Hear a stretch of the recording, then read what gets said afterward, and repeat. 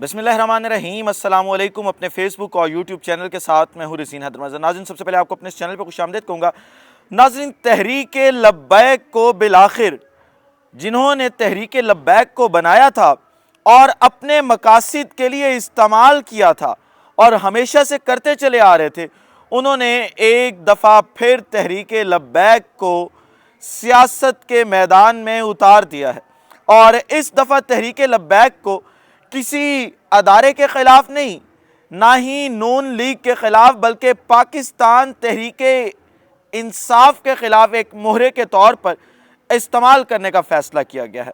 آپ یہ دیکھیں کہ پاکستان تحریک انصاف کے چیئرمین عمران خان صاحب نے ایک جلسے کا اعلان کیا تھا اور کہا تھا کہ ہم 13 اگست کو پریڈ گراؤنڈ اسلام آباد میں ایک عظیم و شان جلسہ کریں گے، اور جو یہ جلسہ ہوگا اس میں ہم آگے کے لاہے عمل کا اعلان کریں گے۔ آج یہ خبر آئی ہے باوثوق ذرائع سے کہ تحریک لبیک پاکستان نے 13 اگست کو فیض آباد جو ایک جگہ ہے راولپنڈی اور اسلام آباد کے درمیان، اور اگر فیض آباد بند کر دیا جائے تو پنڈی اور اسلام آباد ایسے سمجھے مفلوج ہو کے رہ جاتے ہیں، اس جگہ پر اپنے کارکنان کو جمع ہونے کا حکم دے دیا اور کہا ہے کہ آپ 13 اگست کو اسلام آباد اور راولپنڈی کے درمیان جو جگہ فیض آباد ہے وہاں پر پہنچیں۔ اب سوال یہ بنتا ہے کہ جس تحریک انصاف کا مقابلہ انہوں نے سیاست میں کرنا تھا، پہلے اس کی مقبولیت کے اوپر شک کیا گیا اور مختلف ایسٹیمیٹ لگائے گئے کہ پاکستان تحریک انصاف کے جلسے کس طریقے سے اس کی مقبولیت کا جو ہے وہ ایک منہ بولتا ثبوت ہو سکتے ہیں۔ انہوں نے کہا ٹھیک ہے، ہم جلسوں سے نکلتے ہیں، ہم سیاست میں آتے ہیں، ہم الیکشنز لڑتے ہیں۔ وہ الیکشنز میں آئے، انہوں نے 20 میں سے 15 سے 16 سیٹیں یا 17 سیٹیں اگر آپ کہہ لیں تو وہ انہوں نے بآسانی نکال لی۔ آپ اب یہ کہنے لگ گئے بے نظیر شاہ اور تمام لوگوں کے ٹویٹ سے کہ جی اب یہ کیسے ثبوت ہو گیا کسی کی مقبولیت کا کہ وہ الیکشن جیت گیا؟ تو آپ وہ مقبولیت کا پیمانہ لے کر سامنے ہیں۔ اگر رانا ثناءاللہ صاحب جو اس وقت ہمارے وفاقی وزیر داخلہ ہیں، ان کے پاس کوئی اور ہتھیار نہیں ہے تو وہ اب ایک آخری حربہ استعمال کر رہے ہیں تحریک لبیک کو ایک آلہ بنا کے کہ کسی طریقے سے تحریک انصاف کا جو یہ ایک احتجاج ہے یا ایک جلسہ ہے اسے روکا جائے۔ اب اس میں ایک ٹیکنیکل جو خبر آپ تک شیئر کرنی ہے وہ کیا ہے؟ خبر یہ ہے کہ پنجاب کیونکہ اس وقت پاکستان تحریک انصاف کے پاس ہے اور ادھر سے کے پی کے جو ہے وہ بھی تحریک انصاف کے پاس ہے۔ اب ایک ایس ایچ او کے پاس جتنا علاقہ ہوتا ہے نا، اتنا علاقہ جو ہے، یا آپ ایس ایچ او، چلے میں نے چھوٹا کہہ دیا، ایس ایچ او ہم رانا ثناءاللہ کو ہی مان لیتے ہیں، چلے ایک ایس ایچ او کے پاس جتنی ٹیریٹی ہوتی ہے اتنی ہی ٹیریٹی اس وقت رانا ثناءاللہ صاحب کے پاس اسلام آباد میں ہے۔ ایک ایس ایچ او ایک جو تھانے کا ہوتا ہے اس کی حدود جتنا ایک جگہ کا جو وفاقی وزیر داخلہ ہے وہ اس وقت، کیونکہ اسے پتا ہے کہ پنجاب میں سے قافلہ اگر آئے گا تو وہ اسے روک نہیں پائے گا، کیونکہ اسلام آباد کی پولیس کتنی ساری ہے، رینجرز کتنی طلب کر لیں گے اسلام آباد میں۔ اسلام آباد میں اگر پتھراؤ یا شیلنگ بھی شروع ہوتی ہے تو بندہ جو ہے وہ پریڈ گراؤنڈ تک پہنچ جاتا ہے، ادھر سے اٹک پل والی سائڈ سے بھی وہ آ سکتے ہیں۔ تو انہوں نے فیصلہ یہ کیا، کیونکہ ادھر سے نکلیں گے تو اٹک پل کراس کرتے ہوئے اسلام آباد کی حدود تک تھوڑا ہی سفر رہ جاتا ہے، تو اب فیصلہ یہ کیا گیا ہے کہ ہم تحریک لبیک کو لانچ کرتے ہیں۔ تحریک لبیک دوبارہ ایک دفعہ لانچ ہوئی ہے فیض آباد کے لیے۔ فیض آباد کو بند کروایا جائے گا تحریک لبیک پاکستان کے تھرو۔ اب تحریک لبیک نے یہ جلسہ تو کہہ دیا، یہ اپنے لوگوں کو کہہ دیا کہ آپ وہاں پہ اکٹھے ہوں، لیکن یہاں پہ ایک چیز وہ بتانا بھول گئے ہیں کہ پہلے تو وہ ناموس رسالت کے خلاف نکلتے تھے، کبھی وہ فرانسیسی سفیر کے خلاف نکلتے تھے۔ اس دفعہ تحریک لبیک کا نکلنے کا اصل مقصد کیا ہے؟ اس دفعہ جو انہوں نے نکلنا ہے اور جا کے فیض آباد کو بند کرنا ہے، اس کا مقصد کیا ہے؟ کیا اب وہی تمام مقاصد ہے جو پہلے تھے جس کے اندر فرانسیسی سفیر اور وہ تمام چیزیں تھیں، یا اس دفعہ صرف ان کا مقصد تحریک انصاف کا راستہ روکنا ہے کہ وہ پریڈ گراؤنڈ اسلام آباد میں جو ہے وہ اپنا جلسہ نہ کر سکے؟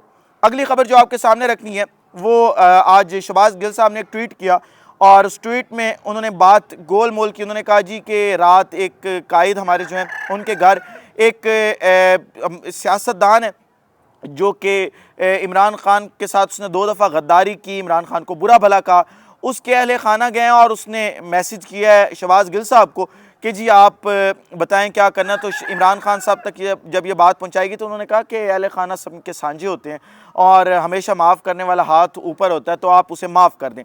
اب یہ سٹوری اصل ہے کیا؟ اصل سٹوری یہ ہے کہ نذیر چوہان صاحب, آپ کو پتہ ہوگا اس الیکشن کے اندر جو لاہور کا الیکشن تھا, انہوں نے شبیر گجر صاحب کا جو بھتیجا ہے اس کے سر میں گولی ماری تھی اور وہاں پہ جو تصادم ہوا تھا. اب شبیر گجر صاحب جو ہیں, جو خبر آپ کے سامنے رکھنے جا رہا ہوں, وہ بڑے سٹرکٹ قسم کے آدمی ہیں, تو وہ کاروائی کرنا چاہ رہے تھے اس کے خلاف. تو انہوں نے ایف آئی آر جو لانچ ہوئی تھی اس کے اوپر عمل درآمد شروع ہوا. نذیر چوہان صاحب جو وہ گرفتار ہوا. نذیر چوہان صاحب نے پھر ایک جعلی نیلسن منڈیلا بننے کی کوشش کی اور کہا کہ جی دیکھیں میرے ساتھ زیادتی اور یہ آرمی چیف سے درخواست کی.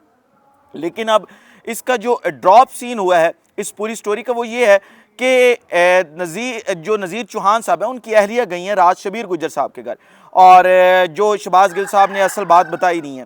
اب وہاں پہ انہوں نے جا کے کہا کہ آپ نذیر چوہان کو رضا الہی کے لیے معاف کر دیں. تو شبیر گجر صاحب کیونکہ ایک پڑھے لکھے شخص ہیں, میں ذاتی طور پہ بھی انہیں جانتا ہوں, عادل جسے گولی لگی تھی میں اسے بھی ذاتی طور پہ جانتا ہوں, تو یہ پڑھی لکھی فیملی ہے, اچھی فیملی ہے. تو انہوں نے یہ فیصلہ کیا کہ ہم جو ہے وہ ان کو معاف کر دیتے ہیں رضا الہی کے لیے, اور ان کے خلاف جو ہے وہ کوئی کارروائی نہیں کرتے, اور اس کے جو آرڈر ہے معاف کرنے کے وہ ایسے سمجھ لیں ڈائریکٹلی عمران خان صاحب نے دیے. اگلی خبر جو آپ کے سامنے رکھنی ہے وہ ہے تحریک لبیک پاکستان کل عدم تحریک لبیک تحریک طالبان پاکستان کے حوالے سے. اب وہ جو خبر ہے وہ یہ ہے کہ جی آپ کو یاد ہوگا کہ ثانیہ پشاور ہوا تھا جس کے اندر اے پی ایس اسکول کے اوپر حملہ کیا گیا تھا.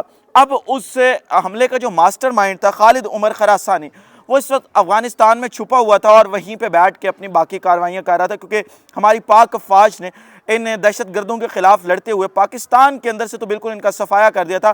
اب یہ بارڈر پار سے بیٹھ کے اس طرح کی جو کاروائیاں یا گیدڑ بھبکیاں وہ دیا کرتے تھے. تو اب وہاں پہ ایک دھماکہ ہوا ہے, اور وہ دھماکہ ہوا ہے بارودی سرنگ کا, یعنی وہاں پہ ایک بارودی سرنگ تھی اور یہ خالد عمر خراسانی اس کے اوپر سے گزر رہا تھا, تو وہ بارودی سرنگ پھٹ گئی, جس کے نتیجے میں خالد عمر خراسانی اور اس کے ساتھ اس کے دو ساتھی جو ہے وہ موقع کے اوپر جو ہے وہ جاں بحق ہو گئے. اور اس کے علاوہ جو ہے اگر آپ دیکھیں تو تحریک طالبان پاکستان کل عدم تحریک طالبان پاکستان جو ہے وہ اس وقت مکمل طور پر پاکستان کے اندر جو ہے وہ ختم ہو چکی ہے. ان کے کوئی کسی قسم کی جو اب روٹس ہے وہ پاکستان میں نہیں بچی. تو اب آگے دیکھنا یہ ہوگا کہ کس طریقے سے, کیونکہ اس وقت وہ وہاں پہ اپنے آپ کو ایکٹیو کرنے کی دوبارہ کوشش بھی کر رہے ہیں لیکن ایکٹیو کر نہیں پا رہے, کیونکہ ہماری پاک افواج جو ہیں وہ ان کے سامنے ایک سیسا پلائی دیوار بن کے کھڑی ہیں, اور کسی بھی جو ایک ناکام کوئی بھی کوشش ہوتی ہے اس کو آگے نہیں آنے دے رہے. آخری خبر آپ کے سامنے جو رکھنی ہے وہ یہ ہے کہ اس وقت جو ہمارے کچھ صحافی دوست ہیں انہوں نے دوبارہ ایک لائن لے لی ہے, اور آپ کو وہ مریم نواز کی لائن یاد ہوگی کہ میری میڈیا مینجمنٹ, جو وہ کہتی تھی کہ کیسی لگی میری میڈیا مینجمنٹ. ایک ہمارے دوست ہیں جی نادر بلوچ صاحب, اسلام آباد سے ان کا تعلق ہے. میں پچھلے دنوں میں جب سپریم کورٹ تھا تو وہاں پہ ان سے ملاقات ہوئی, اور وہاں پہ جب ان کے ساتھ ملاقات ہوئی تو وہاں پہ ہمارے ساتھ سلمان درانی صاحب بھی موجود تھے, سینئر ایڈیٹر ہیں correspondent.pk کے. تو وہاں پہ جب ہماری ان سے بات ہو رہی تھی میڈیا مینجمنٹ کے حوالے سے تو انہوں نے ہمیں ایک بات شیئر کی, اور انہوں نے کہا کہ جی اس وقت جتنی میڈیا مینج پاکستان مسلم لیگ نون یا مریم نواز کر رہی ہیں اتنا کوئی نہیں کر رہا. ہم نے کہا کہ آپ کے پاس کوئی ایویڈنس ہے؟ انہوں نے کہا جی میں انٹرویو بھی دے سکتا ہوں اس کے اوپر اور میرے پاس ایویڈنس بھی ہے. سین کچھ یہ ہے کہ جب مسجد نبوی والا واقعہ ہوا پچھلے دنوں میں تو انہوں نے بڑے پیمانے پہ یوٹیوبرز اور جو صحافی ہیں اور جتنے بھی جرنلسٹ ہیں ان کو اپنے ساتھ ملانے کی کوشش کی, اور انہوں نے کہا کہ کسی طریقے سے جو ہے وہ ہم اپنا جو نیریٹو ایک اپنا سٹانس ہے وہ بھیج سکیں. تو نادر بلوچ صاحب سے اس حوالے سے جو ہے وہ رابطہ کیا گیا. میں نیچے جو ہے وہ ویڈیو کے لنک مینشن کر دیتا ہوں آپ میرے ٹویٹر اکاؤنٹ کے اوپر, کیونکہ میں نے وہ ویڈیو لگائی ہے, آپ جا کے دیکھ سکتے ہیں. ادھر میں لگا نہیں سکتا کیونکہ سلمان درانی صاحب کے اکاؤنٹ سے ہم نے جو ہے وہ اپلوڈ کر دی تھی. اب میں اگر ادھر لگاؤں گا تو وہ کاپی رائٹ کا ایشو آ جائے گا. تو انہوں نے کہا کہ جی مجھے ایک ریٹ دیا گیا, اور ہر صحافی کا اپنا ریٹ ہے, اس کی ویورشپ کے حساب سے ریٹ ہے, اس کے چینل کے حساب سے ریٹ ہے. تو مجھے ایک اماؤنٹ آفر کی گئی اور مجھے کہا گیا کہ آپ اس کے خلاف جو ہے وہ مختلف جو علماء کرام ہیں ان کے پاس جائیں, ان سے فتوے لیں اور ان سے بات کریں, اور پاکستان مسلم لیگ نون کا جو سٹانس ہے اسے اسٹرانگ کریں اور پاکستان تحریک انصاف کے خلاف کام کریں. تو انہوں نے کہا کہ جی میں نے اس کو ٹیسٹ کرنے کے لیے, کیونکہ تقریباً ان کی جو صحافت ہے وہ 18 سال کی صحافت ہے, تو وہ کہتے ہیں کہ 18 سال کی صحافت میں مجھے اس طرح کی آفر جو ہے وہ نہیں آئی تھی. میں نے کہا کہ اس کو کیوں نہ کراس چیک کیا جائے. تو کئی دوستوں اور نے بھی کراس چیک کیا, میں نے بھی کراس چیک کیا, اور میں ان کے پاس گیا.